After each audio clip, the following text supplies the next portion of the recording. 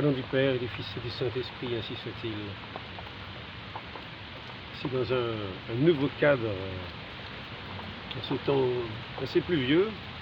Voilà, j'ai trouvé une petite cabane où me mettre à l'abri pour rester quand même au milieu de la nature, au milieu de cette création du bon Dieu, qui nous appelle plus à considérer son œuvre, véritablement. Donc, aujourd'hui, j'ai à plusieurs reprises essayé de répondre à quelqu'un qui a mis un commentaire. Je crois que c'est pas tout à fait Maccabée qui s'appelle. Je crois qu'il s'appelle Hazel en fait. Et son site c'est Maccabée. Alors, sur ce site de Maccabée, il veut dénoncer en gros les hérésies de Vatican II, la secte de Vatican II, etc., etc., etc. Donc il m'a mis un commentaire pour essayer de me repêcher, parce que moi je m'étais échappé avec la secte de Vatican II. Non, pour me rattraper, ça va être plus difficile. Donc il m'a mis une série de petits paragraphes qui contiennent des arguments pour me montrer combien ce que je dis est vraiment insensé. Parce que je fais une vidéo donc où je fais mea culpa, et je dis qu'en fait je suis maintenant tout à fait unakum avec celui qui a la juridiction de l'Église, et donc la tête de l'Église et qui a la juridiction de l'Église. Donc je vais lire ce commentaire en gros que j'ai noté. J'ai essayé de répondre. J'ai répondu une première fois par une réponse qui a duré près de 1 heure ou peut-être même plus. Puis après ça, la réponse a été effacée. Je ne sais pas comment marchent ces engins. Après ça, j'ai voulu remettre une réponse. Je me suis couché après minuit. La réponse, je l'ai décomposée en deux. Je me suis dit comme ça, si c'est effacé, il n'y aura que la moitié d'effacé. Mais non, tout a disparu. Ça arrive de temps en temps. Je ne sais pas si ceux qui ont des chaînes comme ça voient quelquefois des commentaires qui disparaissent. Je vois que c'est assez régulier, c'est assez courant. Là, par exemple, il y avait encore quelqu'un qui voulait me donner un rendez-vous. Je mets un rendez-vous, le rendez-vous a disparu. Ça a disparu. Alors, je ne sais pas comment c'est possible, je ne sais pas comment ça peut se faire. En tout cas, pour éviter ça, j'ai déjà une réponse orale. Alors, j'ai donc recopié en gros les arguments. Je vais maintenant essayer d'effacer d'y répondre, en montrant comment malheureusement je me rends compte de cela. Un bon nombre de ceux qui sont, c'est des vacantistes, c'est-à-dire qu'ils prétendent qu'il n'y a pas de pape aujourd'hui, étant donné que c'est un hérétique qui est là. Les hérétiques ne sont pas du corps de l'Église, donc ils ne doivent pas être la tête, donc ils n'ont pas la juridiction, donc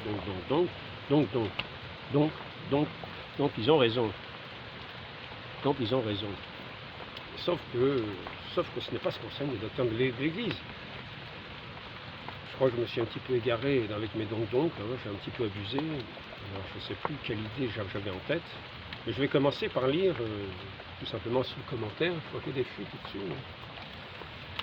Les cabanes, il faudrait peut-être les arranger un petit peu, je crois. Donc si c'est ça, je voudrais dire, dans les commentaires, je me rends compte d'une chose, c'est que ceux qui sont, c'est des vacantistes, même peut-être de Saint-Pédis. Et même de Saint-Pédis. Je me rends compte qu'ils ont un œil biaisé. Et à quoi est-ce que je vois ça? C'est qu'ils sont incapables d'entendre, d'entendre, peut-être même de lire. Mais ce qui est dit, très simplement. Je remarque que là, on va voir que c'est à côté de la plaque. Ce sont des commentaires à côté de la plaque. Par exemple, l'autre jour, je me mettais un court extrait de Saint François de Sales, que je dois avoir ici d'ailleurs. Extrait de Saint François de Sales, il était question justement du pape hérétique. Je vais poser ça. Est-ce que je peux mettre ça ici, je crois? Non, il n'est pas là. C'est pas ça. Les recherches sont difficiles, les temps sont durs. Si le pape devient hérétique par le fait même, il tombe de son grade hors de l'Église, et l'Église doit ou le priver, comme disent quelques-uns, ou le déclarer privé de son siège apostolique et dire, comme fit Saint Pierre, acte 1, 20, un autre reçoit sa charge. Alors, je citais Mémorial sur les règles de la foi et sur l'observance de ces règles, parce qu'il ne s'agit pas qu'il y ait des règles, il faut encore les observer, c'est à ça qu'on reconnaît le chrétien. Il ne se contente pas simplement de lire des règles, quand l'heure est venue de les appliquer, il les applique. Donc, quand les docteurs énoncent des règles, il ne s'agit pas de dire « ah, ce sont des grands docteurs », il faut encore les appliquer. C'est au pied du mur qu'on voit le maçon. Donc ici, nous avons des règles de la foi, c'est un petit peu comme des grosses vagues. Il ne s'agit pas de s'en aller en courant quand on voit une grosse vague. Il s'agit de tenir dans la foi, dans les règles de l'Église, selon les lois de l'Église. Donc, et je rajoutais la chose suivante, et jusque-là, parce que c'est ce que dit un grand théologien de son époque, Bilguard, jusque-là on ne peut lui dénier l'obéissance. Et donc je dis, donc jusqu'à ce qu'il y ait cette déclaration, obéissance en tout, sauf au péché, je rajoute.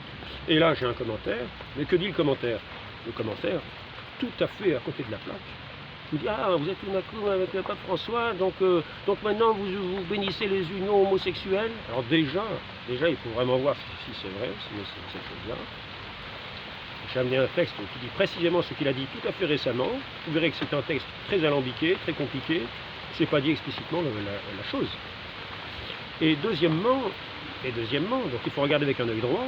Et deuxièmement, s'il avait bien écouté, on dit obéissance en tout, sauf le péché. Et que je sache, ces unions-là, c'est le péché. C'est ce que nous enseigne l'Église. Donc nous savons ce qui tient du péché. Si on nous dit d'aller commettre un crime, de faire des adultères, etc., nous n'avons pas à le faire. Si on nous dit d'aller forniquer, aller voler, aller prendre une banque, on sait bien ce qu'on n'a pas à faire. Et on sait bien que ce qui est illégitime, on n'a dans l'Église aucune autorité. Donc maintenant je veux en revenir tout à fait à ce que dit, mais c'est pour montrer qu'il y a un caractère malheureusement biaisé dans le regard de ceux qui sont sur ces positions-là, qui sont incapables d'entendre ce qui est dit, qui ensuite vont se permettre d'analyser des textes théologiques d'une certaine portée, et ils prétendent déclarer que ce sont des choses hérétiques alors qu'ils ne comprennent même pas le b.a.-ba de ce qu'on énonce si simplement. Je dis obéissance en tout, sauf au péché. Et on me dit donc, ah, donc vous bénissez les unions homosexuelles avec Pape François. Comprenez bien la chose. Voyez bien que c'est complètement de travers, qui vise à côté. Ce sont des gens qui ont un regard biaisé, et je dis bien ce sont des gens, parce que quand on a énoncé une loi d'église, si on est chrétien, on reste dans les lois d'église. Surtout si on se veut fidèle à la tradition, on applique les lois d'église. Bon, maintenant, je passe donc... Là, ça va pas être la tornade après. Il faut commencer par le début. On commence par me dire... Reconnaître François. Donc il commence par dire dans son... Je vais quand même mettre une protection... Je vais mettre une protection. Il ne faut pas qu'elle soit trompée, la protection. Mettre une protection. Ah mais... Voilà. Est-ce qu'on voit quelque chose? Voilà, ça sera peut-être mieux quand même. Hein. Mieux protéger un petit peu. Un peu plus, quoi.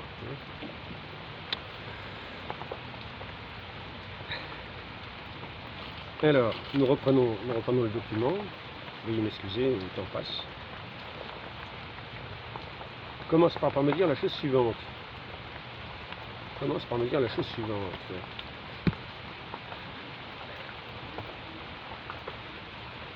Donc, je dirais dans cet entretien qu'il a commenté, je ne sais plus le numéro que c'est, mais c'est là où je fais mea culpa, qui dit una cum, etc. Mea culpa. Hein. C'est la vidéo de l'una du mea culpa que je fais. Voilà. C'est assez simple à retrouver. Donc, je dirais, donc ces dévacantistes sont schismatiques. Parce que si effectivement il y a un pape et s'ils se coupent du pape, ils seront schismatiques. C'est un fait. C'est une position très dangereuse, il faut être très prudent, très prudent. On a besoin de beaucoup de prudence, surtout quand on sait qu'il n'y a pas de salut en dehors de l'Église. Tous les catéchismes le disent. Quand on est entré dans l'Église, il faut y rester. Il ne s'agit pas d'en sortir. Si on a été baptisé, il ne s'agit pas ensuite de se couper de l'Église en disant « Ah non, c'est un hérétique. Ah, je m'en vais de l'Église. » nous avons vu par le passé des tas de gens qui n'ont pas accepté certains conciles, qui se sont mis schismatiques, qui ont été en désobéissance. Ce n'est pas la première fois que cela arrive. Donc il faut être très attentif, car on quitte la juridiction de notre Seigneur Jésus-Christ, on n'est plus sous la loi de notre Seigneur, on l'a quitté, on ne l'écoute plus. Donc reconnaître, reconnaître l'autorité de François. Et il me dit que je ne la reconnais finalement que d'une façon symbolique. Pas du tout. Pas du tout. Pour réaffirmer ce que je dis au sujet de l'autorité du pape François, il suffit de regarder ce qu'est sa juridiction. Donc si je veux savoir ce qu'est sa juridiction, je regarde ce que dit Billuart. Je reprends. Maintenant, c'est y aller. C'est parce que dans le cas d'hérésie, et non pas dans les autres cas, il perd le pontificat. Alors, je tiens quand même à rappeler les choses. Je parle français. Ce qui est lu et bien dit en français, ce n'est pas du latin. C'est en français. Donc il s'agit ici de savoir si ceux qui écoutent ont des oreilles ou pas. Parce que s'ils écoutent sans avoir des oreilles, c'est qu'ils sont sourds. Alors c'est pas la peine de s'adresser à des sourds. Je m'adresse à ceux qui parlent le français, qui comprennent bien ce que je dis. Il s'agit bien d'un pape hérétique, dont parlent ces docteurs de l'Église. Ces pères, ces docteurs de l'Église, ces grands théologiens de l'Église, qui sont des références, et qui énoncent les lois de l'Église. Donc ici je reviens, et j'insiste dessus, il faut bien écouter ce qui est dit. On va voir si c'est une juridiction simplement symbolique. Et qu'en fait, je n'en tiens aucun compte.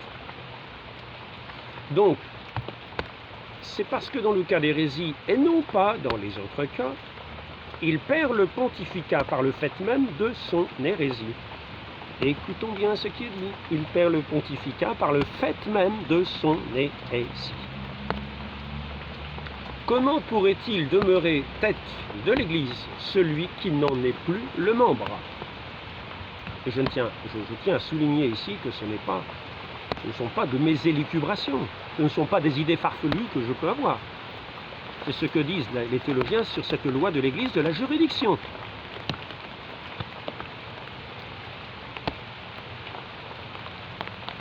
Comment pourrait-il demeurer tête de l'Église, celui qui n'en est plus membre? C'est pourquoi il est soumis au jugement de l'Église, non pas pour être déposé, je le répète, non pas pour être déposé, puisqu'il s'est déjà déposé lui-même par l'hérésie. Et il a rejeté le pontificat, pontificatum abjecerit, mais pour être déclaré hérétique. Et qu'ainsi il soit connu de l'Église qu'il n'est plus pontife. Et simplement pour faire connaître cette déclaration, pour faire connaître qu'il n'est plus pontife.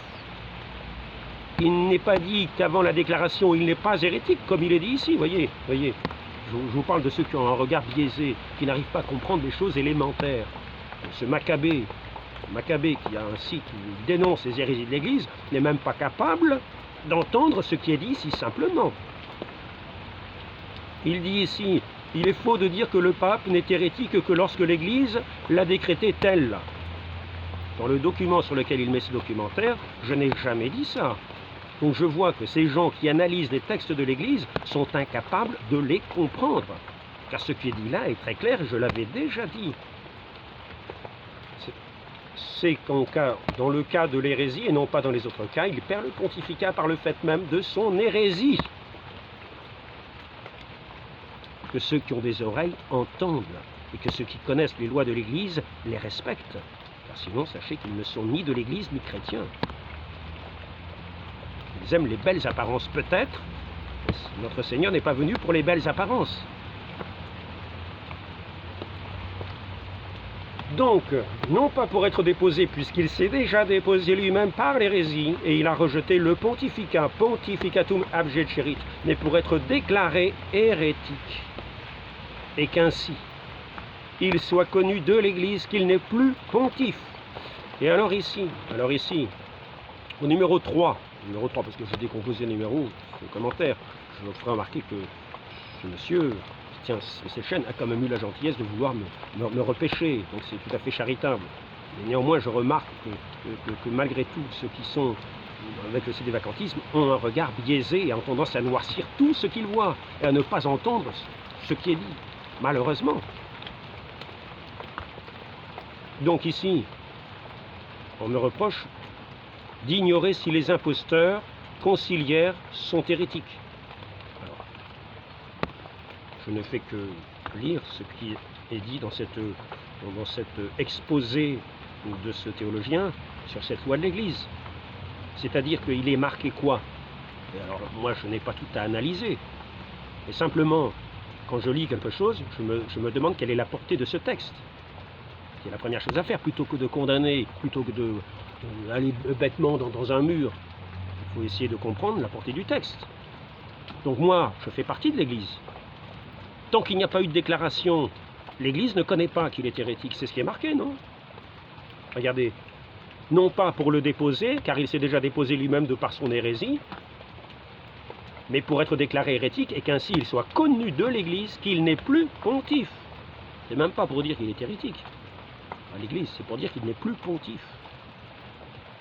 Donc jusque-là, l'Église, tant qu'il n'y a pas eu cette déclaration, apparemment ne connaît pas qu'il n'est plus pontife. Est-ce que ce que je dis est compréhensible? C'est ce qui est dit. Il s'agit donc de le comprendre. Il s'agit de comprendre les lois de l'Église, le sens de ce qui est dit dans les mots. Et si je parle avec ce ton-là, c'est parce que j'ai l'impression de parler souvent à des sourds, des gens qui remettent toujours leur rabâchage, leurs choses ineptes, alors qu'il est bien question de quelqu'un qui est tombé dans une hérésie. Donc,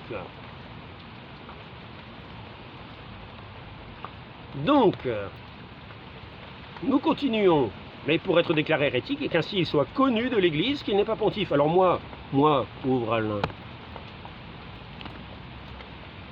j'espère avoir la grâce de faire partie de cette Église. Et donc, comme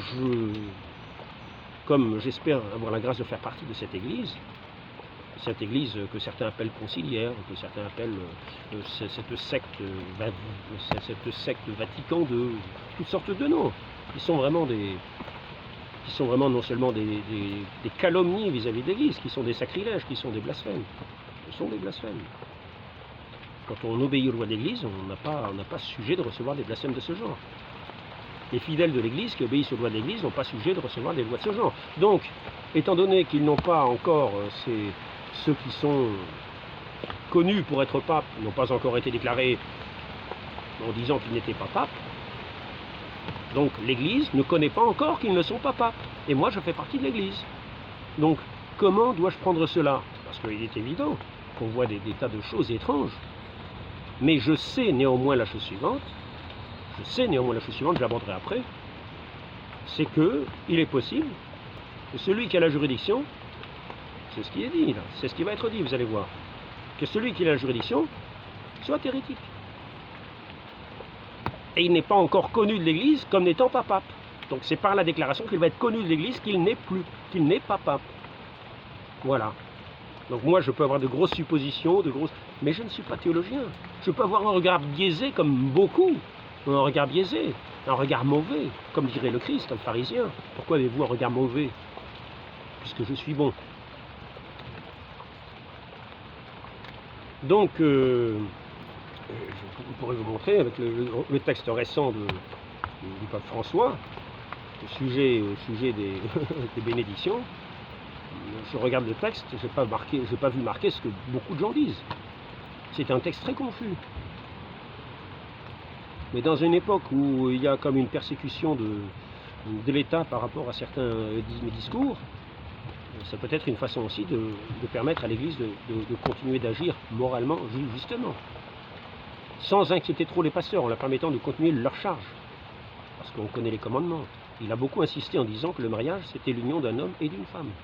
Et nous savons par le 9e commandement qu'il n'y a pas de rapport charnel en dehors du mariage.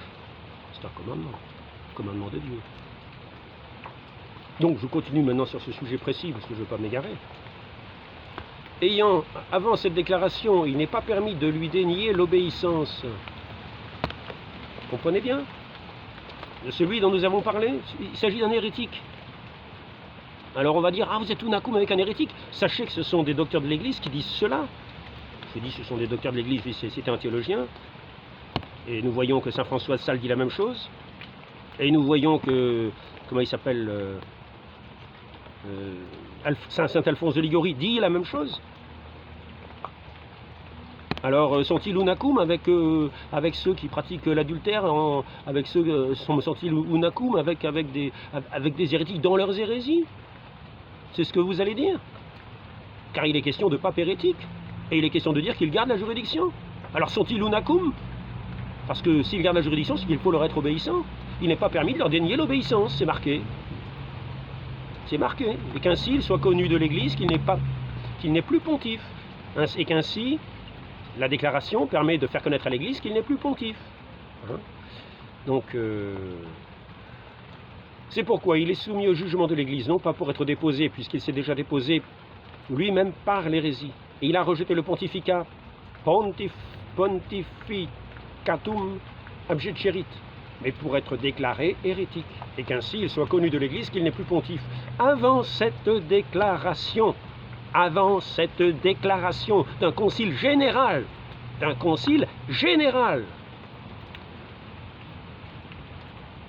il n'est pas permis de lui dénier l'obéissance, car il garde jusque-là la juridiction, non pas de droit.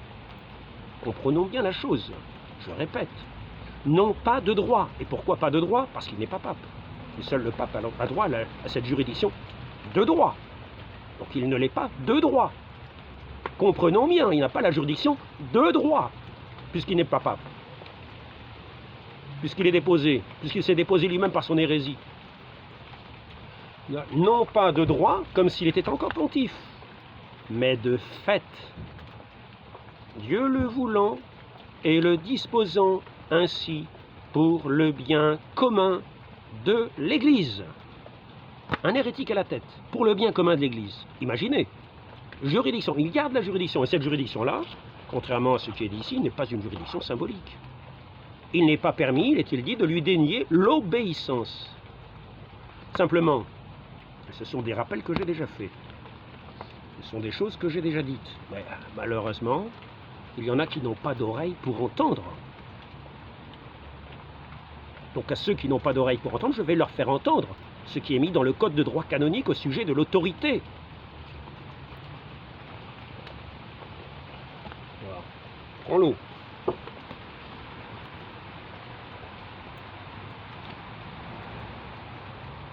Tiens, c'est pas par ici. Il est passé par ici, ça repassera par là. Voilà, alors donc, règle de Boniface VIII. On doit regarder comme nul tout ce qui se fait contre le droit, tout ce qui est illégitime. L'adultère est illégitime, les relations contre nature sont illégitimes, ça doit être tenu comme nul, ça n'a aucune autorité. Donc nous sommes sous la totale juridiction du pape, et toutes ces choses-là ne font pas partie de sa juridiction. De la même façon, quand il parle à la place des présidents pour dire ce qu'ils ont à faire de leur État, sur la façon d'ouvrir les frontières, de fermer les frontières, de diriger l'économie, ça, en dehors de sa juridiction. En dehors de sa juridiction. Mais ça, c'est pas forcément... On peut très bien parler comme ça. Bon, d'accord. C'est en dehors de sa juridiction, mais ça n'empêche pas de parler. C'est pas forcément empêché de parler. Il faut simplement distinguer ce qui est à distinguer. Dans les choses obscures, il faut prendre le parti le moins sévère. Ce n'est pas du tout ce qui est fait. L'autre jour, quelqu'un avait remarqué que j'avais les ongles un petit peu sales. Il me fait remarquer vivement. C'est une négligence. Dès qu'il y a un petit quelque chose, on regarde ça avec le parti le plus mauvais possible. Dès qu'il y a un petit défaut, on souligne le défaut. Et avec ça, on va dire ensuite, on blasphème. Hein, on blasphème, on commet des sacrilèges en disant l'Église, c'est une secte. C'est l'antichrist qui est là. Attention, il n'est pas dit que ce n'est pas un antichrist qui peut être effectivement sur le Saint-Ciel. Car un hérétique est passablement antichrist. Attention. Mais il n'est pas dit qu'il est hérétique. Car l'Église ne le sait que quand il y a eu cette déclaration de ce concile général. Moi, je ne suis pas en dehors de l'Église. Donc, j'ai beau avoir un jugement, j'ai beau avoir une prudence, je garde ma prudence. Et je sais qu'un hérétique peut très bien avoir une juridiction de fait. Par conséquent, si on me demande d'aller tuer quelqu'un, ce ne sera pas la juridiction de l'Église. C'est totalement illégitime. Ça n'a aucune autorité dans l'Église. Hein, comme le dit cette règle de Boniface VIII qui est inscrite dans le Code du droit canonique. On doit regarder comme nul tout ce qui se fait contre le droit. Et n'oublions pas le droit naturel et le droit divin. C'est surtout cela. Tout est orienté dans le droit canonique autour du droit naturel et du droit divin. Alors maintenant, règle de Grégoire IX.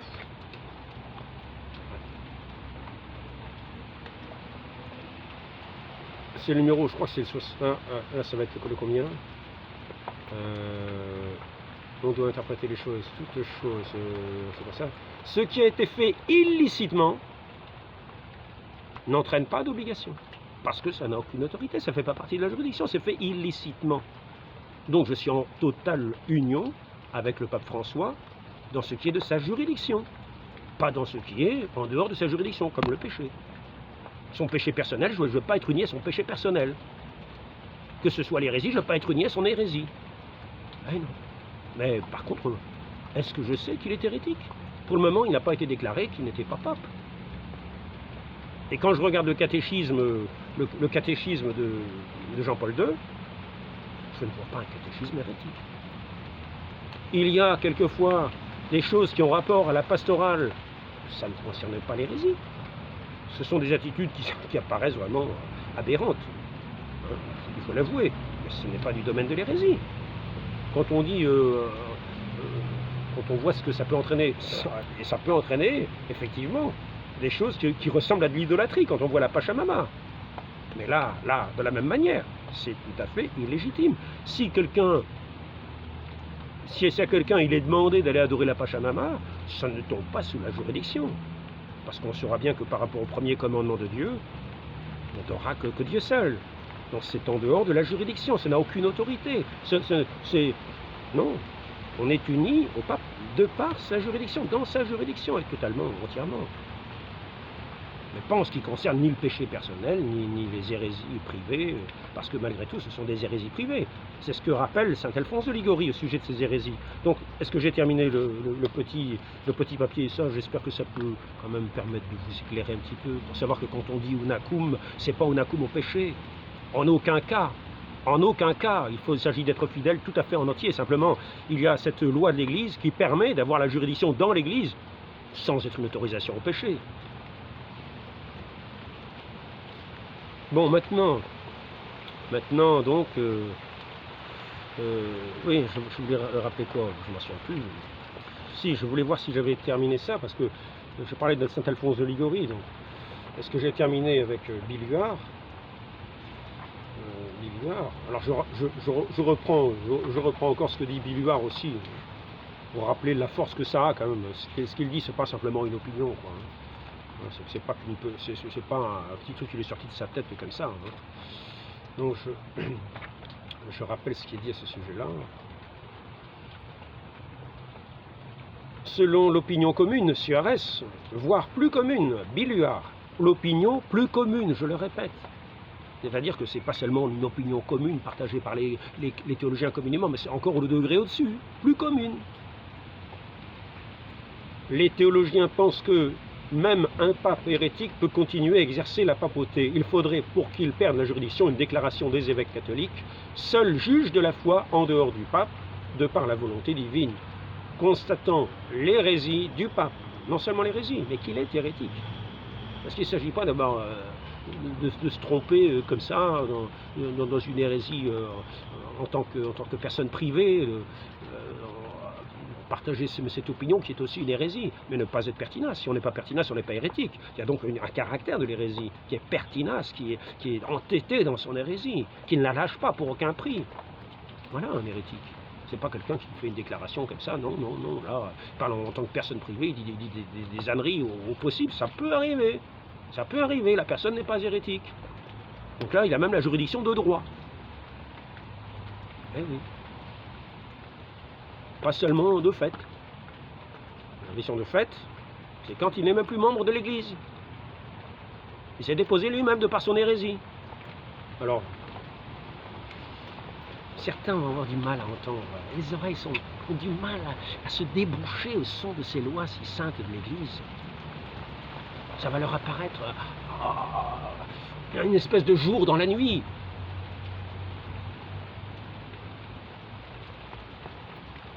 Donc, selon l'opinion la plus commune, alors ici, voici ce que dit Billuart, seul donc le juge de la foi en dehors du pape, de par la volonté divine.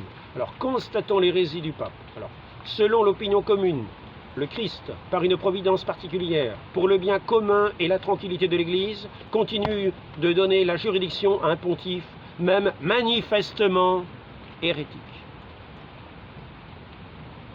jusqu'à ce qu'il soit déclaré hérétique manifeste par l'Église. C'est pas simplement par un évêque schismatique, c'est pas par un clan de schismatiques, pas par des gens qui passent leur temps à cracher sur l'Église, comme je l'ai fait par le passé malheureusement. C'est pour ça que j'ai fait cette vidéo pour demander pardon. Et je n'aurais jamais assez demandé pardon d'avoir ainsi méprisé tous les dons de Dieu, cette arche sainte par laquelle nous avons le salut. Tous ces saints sacrements qui sont donnés par ces prêtres, car je tiens à dire une chose, il n'y a qu'un seul sacrifice de la messe. Qu'un seul sacrifice de la messe. Même si c'est en français, c'est le saint sacrifice de la messe. C'est notre Seigneur qui s'offre lui-même par les mains du prêtre. Donc les formes sont peut-être plus pauvres, mais c'est le même sacrifice. Nous n'avons pas à injurier notre Seigneur Jésus-Christ dans son saint sacrifice de la messe. Même si le faste est moins grand, même si apparemment il peut nous permettre de peut-être moins entrer dans cette présence, encore, ça dépend. Avant de venir les chapelles Saint-Pie X d'abord et Saint-Pie V ensuite, je restais en action de grâce une demi-heure après la messe et j'étais ravi aux anges d'avoir reçu notre Seigneur. Je rendais une action de grâce au Père éternel, je demandais à la Vierge Marie de rendre grâce pour moi. Si heureuse créature, si pauvre et si bienheureuse créature d'avoir reçu mon Dieu, qui s'était livré pour moi sur la croix, pour me réconcilier à son Père, pour me faire un avec lui, avec son Père. Donc je tiens à dire, n'insultons pas la Sainte Messe, n'insultons pas notre Seigneur Jésus-Christ, le Saint Sacrifice, qui s'offre encore sur tous les autels de la terre, dans le Saint Sacrifice de la messe, et surtout pas là où il est légitimement offert, c'est-à-dire dans son Église, où il y a la pleine juridiction, qu'elle soit de fait ou de droit. C'est la juridiction ordinaire. De fait ou de droit, c'est la même juridiction, c'est celle que donne notre Seigneur Jésus-Christ à son Église. Il n'y a qu'une juridiction, et ce n'est pas symbolique. Donc, je continue. Pour le bien commun et la tranquillité de l'Église, continue de donner juridiction à un pontife, même manifestement hérétique, jusqu'à ce qu'il soit déclaré hérétique manifeste. Billuart, de fide 10, je ne sais pas ce que ça veut dire, D, I, 2S, 5, A, 3, paragraphe 3, objection 2. Voilà. Dans une matière aussi grave, il n'est pas prudent d'aller contre l'opinion commune. Mais ici, c'est une opinion plus commune. Encore au-dessus que l'opinion commune. C'est simplement une loi d'église qui est énoncée. Donc, je continue ici le petit commentaire. Nous en étions où? J'ignore si les imposteurs sont conciliaires, sont hérétiques. Pourquoi refuser la Pachamama? Je l'ai déjà expliqué. Le péché ne fait pas partie de la juridiction. Jamais. Si pour moi, aller adorer la Pachamama, c'est un péché en conscience, alors que peut-être il y a une démarche qui n'était pas un péché. Je ne sais pas quelle est la démarche de telle personne. Il suffit de voir les sacrifices, les idolotites. Pour certains, des choses sont... Eh bien, on doit s'abstenir de certaines choses si ça scandalise des personnes. Donc, quelle est la démarche réelle qui a été faite devant ces choses-là où on voit des gens se prosterner devant la Pachamama? Pour moi, ça ressemble à une adoration. Nous ne devons adorer que Dieu seul véritable, non pas des idoles. Donc, pour ma part, je n'irai certainement pas me prosterner devant la Pachamama. Ça n'a aucune, de ce point de vue-là, ça n'a aucune autorité, ça ne fait pas du tout partie de la juridiction. La juridiction n'y est pas atteinte. Cette juridiction de fait, la juridiction du Christ, n'étant rien impliqué dans cela. Ça n'a aucun droit. Ce qui est illicite n'a aucun droit. Hein. Ce qui est illicite, est-ce que j'ai mis ça? Je reprends hein, la règle de Grégoire IX. Et c'est pas du gallicanisme. C'est simplement, c'est à la fois du bon sens, c'est à la fois le sens de la foi. C'est le sens de ce que c'est que l'autorité. Toute autorité me vient de Dieu, mais pas le péché. Le péché ne vient jamais de Dieu. Que jamais, par obéissance, un supérieur nous dit d'aller tuer un tel. Mais non, non. Un religieux va nous dire, alors qu'on a fait les vœux religieux, d'aller tuer un tel, aller tuer le voisin parce qu'il a un mauvais œil. Ah non, bah non, bah non. Non, non, ça n'a aucune autorité pour ça. Aucune. C'est un péché qu'il nous faudrait commettre. Lui, il pêche, ben ça le regarde. Moi, je n'ai pas à participer. Ce qui a été fait illicitement n'entraîne pas d'obligation.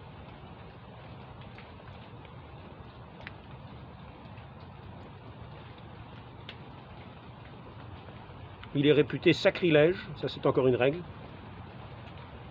ce qui porte atteinte à une chose, à une personne ecclésiastique. Et quand il est question du sacrilège, dans le catéchisme de 1992, qui a été modifié ensuite. Certains textes qui ont été modifiés. Par exemple, il y avait un texte où il était dit les musulmans qui professent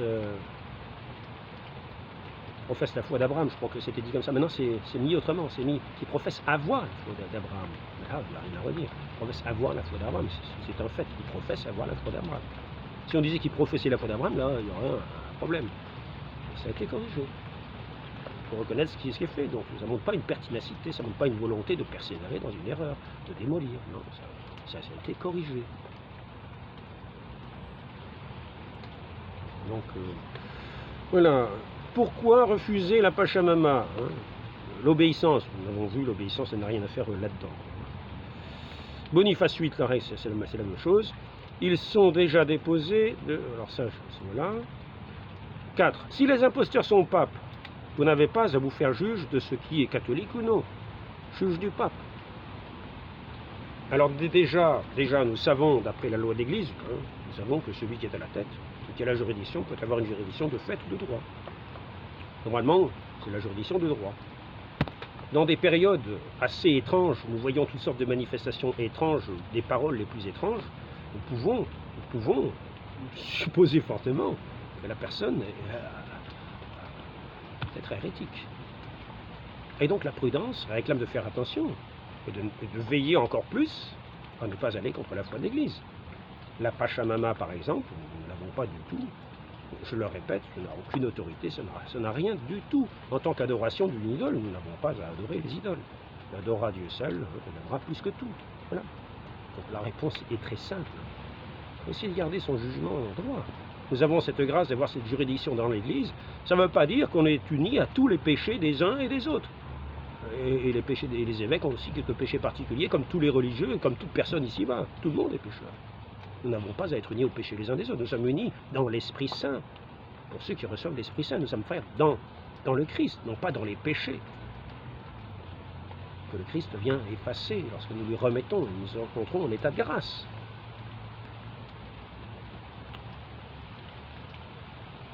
Et après ça, nous n'avons pas à enquêter, savoir si la personne est en péché mortel, est-ce qu'elle est en péché mortel, est-ce qu'elle est étudier tous les prêtres, toutes les personnes autour comme des malades. Ça devient maladif. Ça devient maladif. Ça s'appelle une sorte de scepticisme qui fait qu'on a un regard biaisé, qu'on est incapable, c'est l'histoire de la poutre et de la paille un petit peu. On a un regard qui est incapable de voir, des oreilles qui sont incapables d'entendre. On a un regard biaisé, des oreilles couchées. La preuve, c'est que ces choses si élémentaires n'ont même pas été comprises, même par celui qui met les commentaires et qui se permet de déclarer hérétique le Concile Vatican II. Alors que maintenant, je vais, à ce sujet, puisqu'on en est là, je vais quand même rappeler certaines choses. Et c'est vrai que pour beaucoup, tout le monde a apostasié à Vatican II. Tout le monde a apostasié à Vatican II. Néanmoins, ça pourrait peut-être être utile quand même à ceux ici, mais par exemple. Il faut d'abord savoir qu'on peut parler du pape de trois manières différentes. En tant que personne privée, ou en tant qu'il est théologien parmi d'autres. Dans ce cas, il peut se tromper en matière de foi et de mœurs, tout comme n'importe qui. C'est un fait hors de discussion. C'est le cardinal Bilot qui dit ça. Exemple, c'est ainsi que l'on peut considérer Innocent III dans ses ouvrages ascétiques liturgiques, Innocent IV dans ses gloses sur le corps du droit, Benoît XIV dans ses ouvrages sur la canonisation des saints et sur les synodes et ainsi de suite. Cependant, remarquons le bien, il y a une différence complète entre dire que la personne privée du pape peut se trouver même en matière de foi, peut se tromper même en matière de foi, et dire que le pape, en tant que personne privée, peut devenir hérétique. Il y a une différence notable, car dans un cas, c'est la pertinacité, peut avoir simplement être dans une erreur. À ce moment-là, la personne garde sa juridiction de droit. Et hérétique, c'est vraiment opiniâtre dans son erreur. On a beau lui dire ce qu'on veut, il continue dans son erreur. Donc, au sujet de l'hérétique, je reprends maintenant ce que dit ce docteur de l'Église. Ici, si jamais le pape, en tant que personne privée, ça ne veut pas dire qu'il parle en privé, ça ne veut pas dire que c'est secret, non. L'hérésie est manifeste. Et quand il parle en personne privée, c'est ce que nous venons de voir. C'est-à-dire qu'il n'engage pas toute l'Église faisant une déclaration qui est ex cathedra. C'est ce qui va être dit ici, c'est pas moi qui l'invente, c'est Saint Alphonse de Liguori. Il ne l'invente pas. C'est un docteur, c'est-à-dire qu'il dit ce qui tient aux lois de l'Église. Si jamais un pape en tant que personne privée tombait dans l'hérésie, alors il serait aussitôt déchu de l'autorité papale, car il serait alors hors de l'Église et ne pourrait donc plus être tête de l'Église. Donc, en ce cas, l'Église devrait, donc, autorité papale, c'est-à-dire de droit, l'Église devrait non pas à la vérité le déposer, car personne n'a un droit supérieur au pape, mais le déclarer déchu du pontificat. Nous avons dit ici le pape tombait dans l'hérésie en tant que personne privée, car en tant que pape, c'est-à-dire enseignant l'Église tout entière ex cathedra, ne peut enseigner une erreur contre la foi parce que la promesse du Christ ne peut faillir. Bon, je ne sais pas si c'est assez clair, il y aurait d'autres références. D'autres références. Oui, je vais prendre le droit canonique, tiens, je vais prendre le droit canonique. Référence au droit canonique, c'est intéressant, sinon, référence au droit canonique, qu'est-ce que vous en pensez? Parce que j'ai mis ça. Alors, Monseigneur Lefebvre, ici, les textes du Concile, et particulièrement Gaudium et Spes et celui sur la liberté religieuse, ont été signés par le pape et les évêques, donc nous ne pouvons pas douter de leur contenu. Monseigneur Lefebvre, un évêque parle, tome 1, de 63 à 74. Eh oui, nous ne connaissons pas ce que c'est que l'Église. Nous n'avons pas foi en l'Église, nous ne croyons pas en l'Église. Ce qui touche, alors je reprends ici à nouveau Saint Alphonse de Liguori, parce que ce qui touche le pape hérétique, ça concerne aussi le pape dont on doute de l'élection, c'est la même chose. C'est la même chose.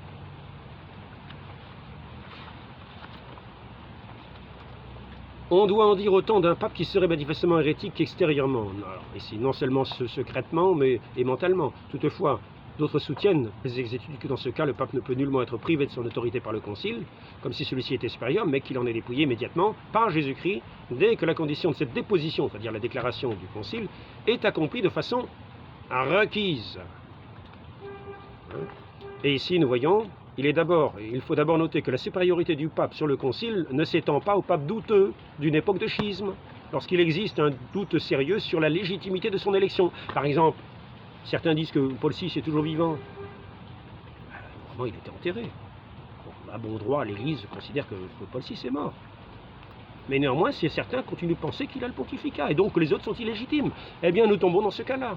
Il faut d'abord noter que la supériorité du pape sur le Concile ne s'étend pas à un pape douteux d'une époque de schisme, lorsqu'il existe un doute sérieux sur la légitimité de son élection, car alors chacun doit se soumettre au Concile, comme l'a défini le Concile de Constance.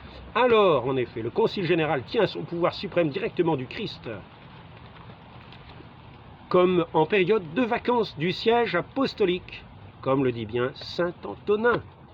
Ce ne sont pas des personnes isolées, c'est l'enseignement de l'Église. Et maintenant, je vais essayer de trouver quand même ce que je dis, qu'est-ce que j'ai fait de ce code-là. code du droit canonique, code, voilà ici. Et là c'est quelqu'un qui est peut-être connu dans le monde traditionnel, Vidigal Xavier de Silveira. Alors, en gros, il dit ça, mais à la fin, il y a une chose qu'il ne dit pas et qui est pourtant soulignée. Si c'est le souverain pontife qui tombe dans l'hérésie, qui pourra le maintenir dans sa juridiction? L'Église? Nous ne le croyons pas. Jésus-Christ, oui, dans la mesure où il serait licite de lui attribuer l'intention de maintenir à titre précaire la personne du pontife hérétique dans sa juridiction. Ce cas de Dieu parlant par le pontife hérétique est comparé à celui de Dieu parlant par l'âne de Balaam. Alors maintenant, Bellarmin, Vidal, etc., voici ce qu'ils disent: il perdrait son hérésie et deviendrait, il perdrait sa juridiction. Mince alors. Si l'hérésie devenait notoire et publiquement divulguée, donc il perdrait sa juridiction, ils disent, si l'hérésie devenait notoire et publiquement divulguée. Cette conclusion est en accord avec le canon 2264, 2314, 2264 et 188 du Code de 1917. Or, la notoriété exige un jugement, une décision ecclésiastique, c'est-à-dire la déclaration. Et Vidigal Xavier de Silveira, qui s'interroge sur les degrés nécessaires de notoriété, ne souligne pas et n'aborde pas ce point-là, qui est pourtant capital. C'est ce qui est dit dans ces canons. La notoriété exige un jugement, une décision ecclésiastique. Il ne s'agit pas qu'il y ait quelques évêques schismatiques ou quelques-uns ici. Voilà, il est hérétique, donc je lui prends sa juridiction. Non, non, c'est moi qui l'ai par suppléance. La juridiction, comme l'a souligné quelqu'un sur sa chaîne, comme je l'ai regardé, est nécessaire. La juridiction ordinaire est transmise nécessairement dans l'Église. Elle est de toujours. À toujours. Ça fait partie de la constitution même de l'Église. Et la suppléance n'existe que avec la juridiction ordinaire. Elle n'existe pas en dehors. Voilà, ce sont des choses à savoir. Donc, vous voyez, voilà ce qui est dit ici. Qu'est-ce que je peux dire? Maintenant, pour déterminer les hérésies, j'aime mieux vous dire que dans la tradition, on devrait avoir du mal pour déterminer les hérésies. Parce que quand on est capable d'avoir dans des catéchismes de ce qu'on appelle la tradition des phrases suivantes, avec un bref apostolique de Léon XIII, Monseigneur Colli, ou bien les adultes encore dans les ténèbres de l'infidélité, du paganisme, sans connaître la loi évangélique, en ce cas, ils seront jugés d'après leurs œuvres. Comme tout le monde, hein. Jugés d'après les œuvres, c'est pas pour le salut qu'on fait les œuvres. Les œuvres permettent d'avoir le degré, c'est-à-dire quand on a la foi, on a par la charité, on fait les œuvres de la charité, l'arbre qui porte les fruits. Non, c'est pas les œuvres qui vont nous sauver.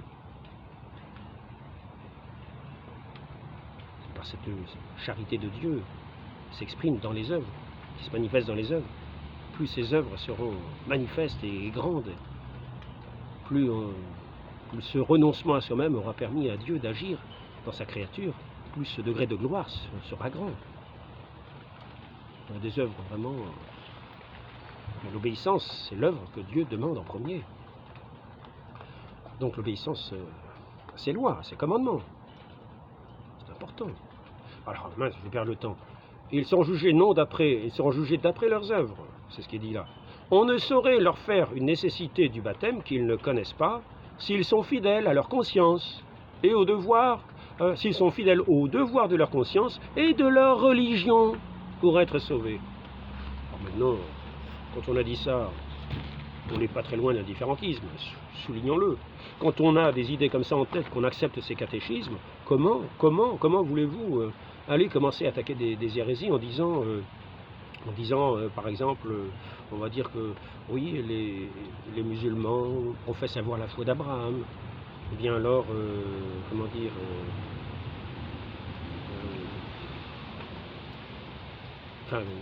les chapitres qui abordent un petit peu ce côté-là.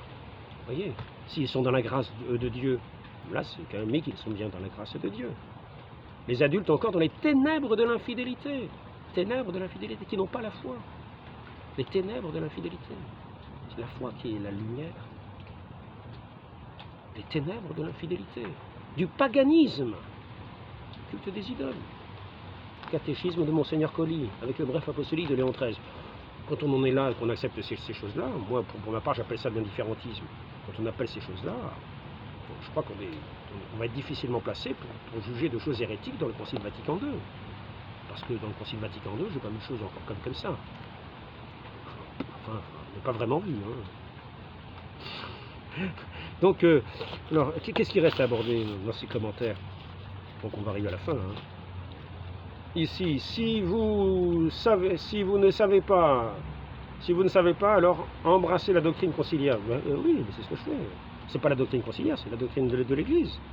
Bien sûr, bien sûr, bien sûr. Parce que quand je vois la doctrine du Concile Vatican II est exprimée dans le sens qu'elle veut me donner dans le catéchisme. Donc il suffit de regarder le catéchisme et on voit l'interprétation de cette doctrine, le sens de cette doctrine. Moi je regarde ce catéchisme, je ne vois que la doctrine catholique, excusez. La messe et le Saint-Sacrifice, il est bien dit, la messe et le Saint-Sacrifice. C'est les mêmes définitions que le Concile de Trente. Elles ne sont pas écrites en grande quantité, mais la définition y est. Elle peut permettre d'obtenir, comment dire, prière propitiatoire pour les défunts aussi. Oui, pour soulagement des âmes du purgatoire. Pour leur obtenir cette vision de gloire, cette vision béatifique par les mérites du sang précieux de notre Seigneur Jésus-Christ sur l'autel de la croix, sur le saint autel. L'hostie est offerte par les mains du prêtre. Tout cela est dit dans le catéchisme. Toutes les vérités de l'Église sont dites. Et le sacrilège aussi. Le sacrilège qui consiste à injurier en premier lieu le Saint-Sacrement. Le Saint-Sacrement, la présence de notre Seigneur dans son Eucharistie. C'est pas dit tout à fait dans cette forme-là, mais c'est dit mieux encore. Et ainsi, tous ceux qui méprisent l'Église, en disant c'est l'Église conciliaire, ce sont les papes conciliaires. Mais non, c'est l'unique juridiction que notre Seigneur donne, c'est l'unique Église de notre Seigneur. Et ceux qui parlent de cette façon-là montrent qu'ils ne comprennent pas grand-chose à ce que c'est que la juridiction. On doit adhérer pleinement à tout ce qui tient de la juridiction. C'est une juridiction pleine et entière, qu'elle soit de droit ou de fait. Et c'est une grâce de notre Seigneur Jésus-Christ pour son unique Église. N'allons pas en dehors de l'Église. Qu'est-ce qui reste encore? Ça, c'est le point 5. Déjà, savoir ce qui est irréformable. Il faut déjà savoir, c'est vrai, dans les conciles de ce genre, parce que c'est pas un concile, c'est un concile qui est dit pastoral. On voit que le pape Paul VI, à la fin du concile, dit il n'y a pas eu de définition solennelle ayant le caractère d'infaillibilité. C'est ce qui m'a fait. Si vous regardez la présentation que je fais pour vos frères Alain, cette vidéo qui n'est pas très longue, c'est ça qui m'a fait aller. Je me suis dit comment il est en train de dire que le concile n'est pas infaillible, ça veut dire qu'il peut y avoir des erreurs, on nous engage sur ces erreurs. Non, non, non, non, non. Non, le caractère, ce caractère d'infaillibilité, il faut savoir qu'il y a des propositions qui sont irréformables. Et que dans les énoncés sur ce qui est même défini ex cathedra, ce ne sont pas les raisons qui sont pas les raisons du dogme qu'il faut considérer qui sont irréformables. C'est la proposition elle-même, le dogme lui-même. Par exemple, sur la présence réelle de notre Seigneur dans le Saint-Sacrement, sur la résurrection de notre Seigneur Jésus-Christ, sur l'Assomption de la Très Sainte Vierge Marie, sur Jésus-Christ, vrai Dieu et vrai homme, sur l'Église nécessaire au salut, la nécessité de la vérité, le non-droit à l'erreur. Et tout cela est exprimé dans le catéchisme. Nous n'avons pas le droit à l'erreur. La liberté religieuse n'est pas le droit à l'erreur, est-il dit? Est-il dit? Est-ce que j'ai mis ces choses-là? Est-ce que je les ai mises quelque part? Une défectibilité. Ah oui, encore ici. L'infaillibilité serait sauve. Soit le concile sera orthodoxe, soit les enseignements erronés ne feront pas partie du magistère irréformable.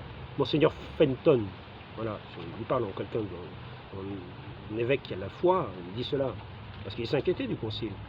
Il disait, ce concile sera soit orthodoxe, soit les enseignements erronés ne feront pas partie du magistère irréformable. Ensuite, il y a marqué ici, assurément, de nombreux.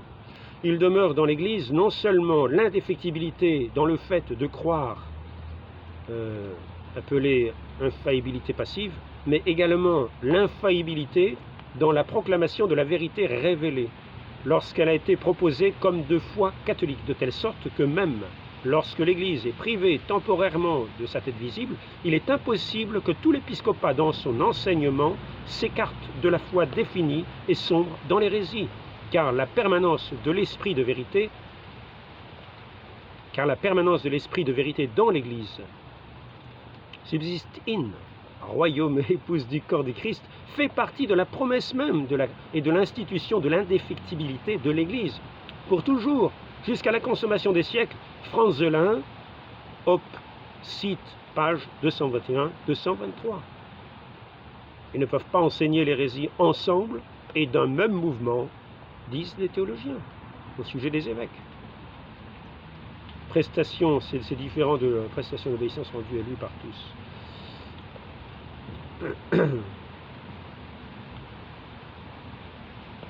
Ce sont des choses intéressantes. Malgré la prestation que les cardinaux, tous les cardinaux, la prestation d'obéissance rendue par tous. Hein. Par exemple,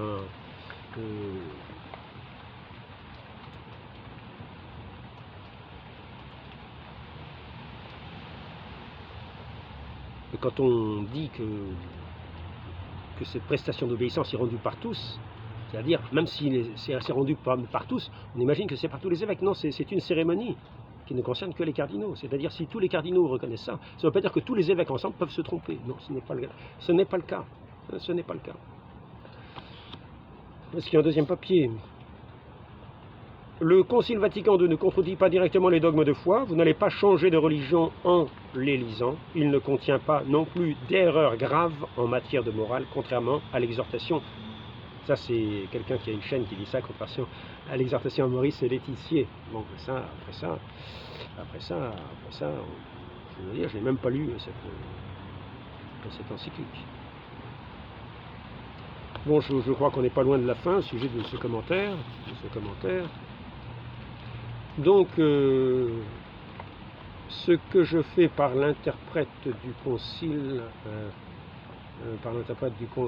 qu'est le catéchisme, c'est et non d'un tel ou d'un tel. Voilà. C'est pas un tel ou un tel qui a des yeux à moitié borgnes, tellement il est obtus dans un sens, il est incapable d'entendre ce qui est dit, de voir ce qui est écrit. Un regard biaisé, je vous le dis, hein, vraiment un a priori contre. Et tout ce qui va dans le sens, c'est comme quand vous regardez les nuages. Vous voyez une forme, vous êtes mis en tête une forme, vous voyez tout ce qui correspond à la forme. Vous dites que l'Église c'est l'Antéchrist. Ah bon, ben d'accord.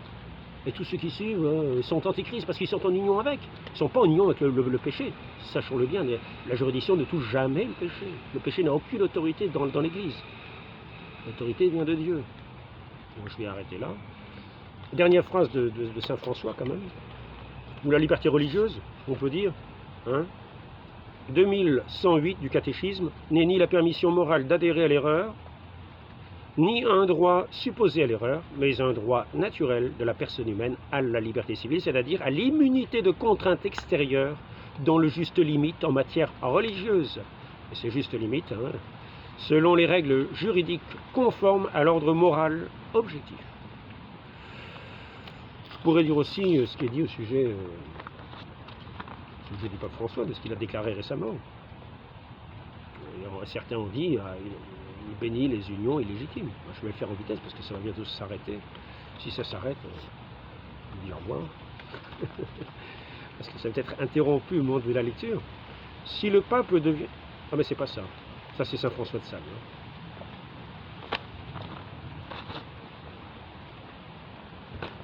On va peut-être arrêter là quand même. On ne peut pas tout pouvoir faire dans une seule. Hein.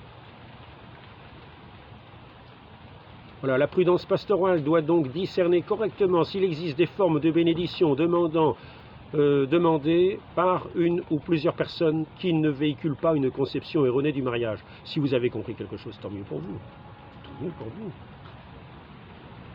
Donc la prudence pastorale, c'est au pasteur. Ça évite peut-être de recevoir les foudres de l'État à l'époque actuelle. Une certaine discrétion, mais ça n'empêche pas de savoir que ce pape François, et tant qu'il n'a pas été déclaré n'étant pas pape, nous le tenons pour pape.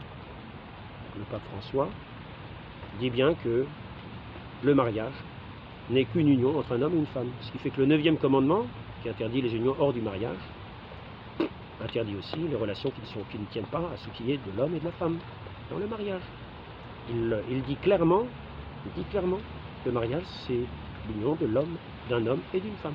Il le dit clairement. Donc n'oublions pas les 6e et 9e commandements. Ils sont là, ils sont très clairs, il n'y a pas besoin de les redéfinir tous les jours. Et ici, cette phrase est assez confuse. Et toutes les autres sont du même acabit. Si quelqu'un peut discerner qu'il s'agit de quelque chose de particulier, tant mieux pour lui. Mais il faut savoir que si on ne comprend déjà pas ce qui est dit, que obéissance en tout sauf au péché, donc on va m'accuser de bénir les unions charnelles homosexuelles et le péché. Quand je dis obéissance en tout sauf au péché, c'est sauf au péché. Donc ceux qui ne comprennent pas cela, c'est pas la peine qu'ils lisent plus loin.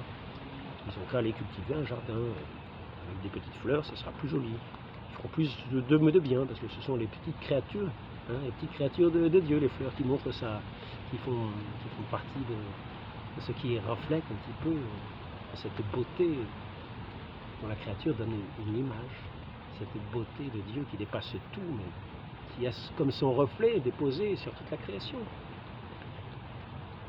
Très Sainte Vierge Marie, obtenez-nous un cœur doux et humble, et non pas un œil de travers. Obtenez-nous une vision claire et simple pour reconnaître les lois si saintes de votre Église et ne pas nous y opposer, mais les accepter, demeurer dans cette juridiction sainte que donne notre divin Fils à son Église, non pas pour le péché, mais pour demeurer, pour pouvoir opérer notre salut dans la réception de tous ces saints sacrements. Ainsi soit-il, au nom du Père et du Fils et du Saint-Esprit, ainsi soit-il.